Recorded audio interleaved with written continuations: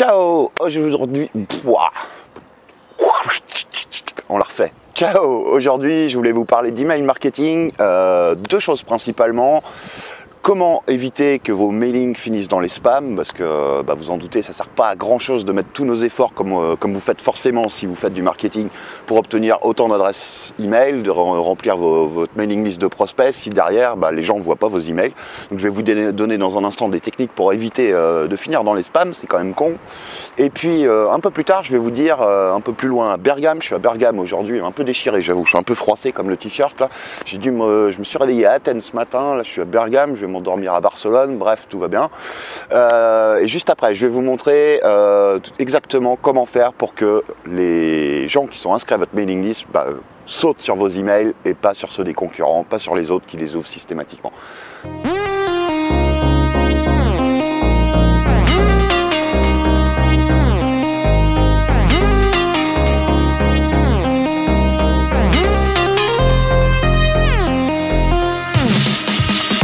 Premier truc, si vous voulez éviter que les adresses email que vous récupérez sur votre mailing list passent dans les spams, en fait, il faut vraiment considérer la chose exactement comme si vous interagissiez dans vos mails en fait avec des amis, avec des proches.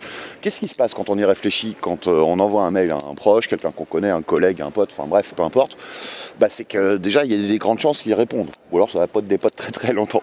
Mais le principe, donc finalement, ce que je vous conseille, les Yahoo, les Gmail, tous ces trucs-là, ce qu'ils prennent en compte pour savoir en fait si votre mailing est considéré comme du spam ou pas, c'est finalement l'engagement des gens sur vos mails. S'ils répondent, c'est le top du top. D'ailleurs, le premier objectif de votre premier mail, ça devrait être vraiment, cliquez et dites-moi ce que vous en pensez. Ou par exemple, vous pouvez tout simplement profiter de la meilleure question à faire en tant que sondage, c'est quel est votre plus gros problème sur votre thématique. Incitez un maximum de gens en fait à répondre à vos emailings. Ça, c'est le meilleur truc pour éviter de finir dans les spams. Aussi, évitez d'utiliser des mots qui sont, je vais pas vous faire toute la liste, mais des mots du genre Viagra, du genre les trucs que les spammers envoient partout, parce que justement c'est pas des moteurs de recherche, mais les moteurs qui analysent en fait les taux de délivrabilité, si ce que vous envoyez c'est du spam ou pas, regardent en premier, c'est justement ce genre de mots. Ils ont toute une liste de mots qui sont un peu sur une liste noire, et si vous les utilisez, votre mailing, même si vous avez un beau taux de délivrabilité d'habitude, c'est-à-dire que ça passe hors des filtres du spam, ce mailing précis, il peut être en spam. Et l'idée, toujours sur le principe de l'engagement, c'est tout simplement faire en sorte que les gens fassent une action. C'est-à-dire qu'ils cliquent, qu'ils scrollent jusqu'au bout. En fait, toutes ces choses-là sont prises en considération. Ça vous évite de finir dans les spams, ce qui est quand même dommage. Si vous avez une proportion trop importante en fait, de gens qui ont mis vos mails en spam ou qui ont mis une adresse bidon pour... je vais m'éloigner un peu parce qu'elle parle, la petite italienne, là. Petite ou grosse d'ailleurs, bref, coupé au montage ou pas. Si vous avez une partie trop importante en fait de votre mailing list qui vous a donné soit de faux emails parce qu'ils voulaient récupérer le truc que vous vouliez, que vous offriez en cadeau, mais qui ont mis une adresse email bidon, donc qui n'existe pas, en fait ça va dans un truc qui s'appelle les bounce, le taux de rebond. Donc ça, regardez dans votre autorépondeur, ça va sans doute être dans la catégorie bounce sur vos statistiques, ou taux de rebond si vous avez un autorépondeur qui fonctionne en français.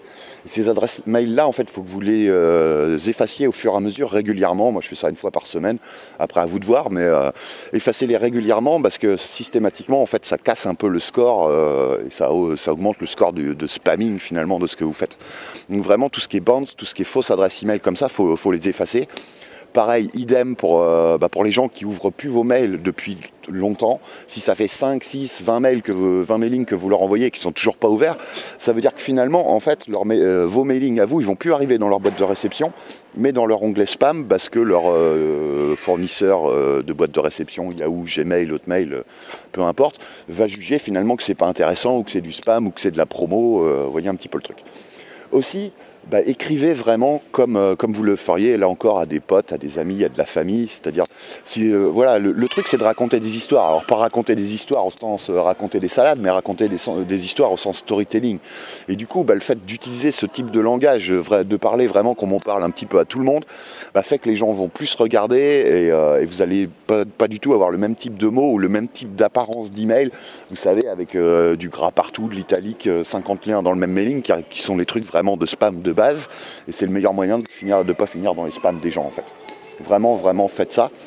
Aussi, dernier conseil que je vous donnerai là-dessus, c'est au niveau des liens. Alors moi j'avoue que je le fais pas forcément systématiquement parce que je suis sur une thématique, vous qui me regardez, voilà, vous avez l'habitude, vous savez un petit peu comment cliquer sur les liens, etc. etc. Et donc j'ai aussi une audience très ciblée, très qualifiée, je cherche pas à avoir énormément de gens qui me suivent, mais des gens qui sont intéressés, ce qui fait que je peux me permettre de mettre des liens, par exemple, où je mets pas le lien http www.lifestylers.fr, le nom de la page, mais plutôt cliquez ici pour voir la vidéo, ou cliquez ici pour ceci ou pour cela. Et si vous faites ça, vraiment, si vous voulez mettre toutes les chances de votre côté, mettez plutôt les liens entiers. Par exemple, je ne sais pas si vous avez un site sur le dressage de koala, pourquoi pas, mettez www.dressermonkoala.com/ et puis l'URL de votre page. Si vous lui apprenez à jouer de la flûte, comment j'ai appris à jouer de la flûte à mon koala. Des exemples de malades aujourd'hui.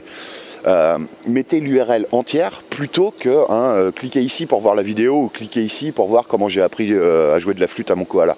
Pourquoi? Tout simplement, là encore, il faut se mettre à la place de qu'est-ce que font les gens naturellement quand c'est pas des boîtes, quand c'est pas corporate, et surtout quand c'est pas du spam, du spamming de masse.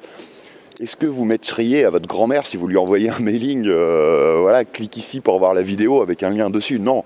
Vous lui diriez tout simplement, regarde cette vidéo-là, elle va t'intéresser, ça parle de ça, et vous copiez-collez le lien entier direct. Donc ça peut énormément aider aussi. Donc voilà pour toutes les techniques. Pour éviter de finir dans les spams, j'ai préparé une nouvelle ressource pour vous, c'est gratos, vous pouvez télécharger ça juste en dessous, juste au-dessus, en fonction d'où vous êtes en Europe, sur le web surtout. Je vous explique, en fait c'est un client qui a voulu m'interviewer et j'ai répondu à plein de ces questions sur comment rédiger des emailing comme les miens, comment accrocher l'intention des gens dès la boîte de réception à partir du titre jusqu'à la fin de l'email et comment faire pour qu'ils cliquent, comment rendre les emails divertissants, etc., etc. Comment faire finalement pour qu'ils soient ouverts avant ceux de vos concurrents et avant tout ce que reçoivent les gens dans leur boîte de réception. Je vous retrouve à l'intérieur pour cette mini espèce de formation. À bientôt.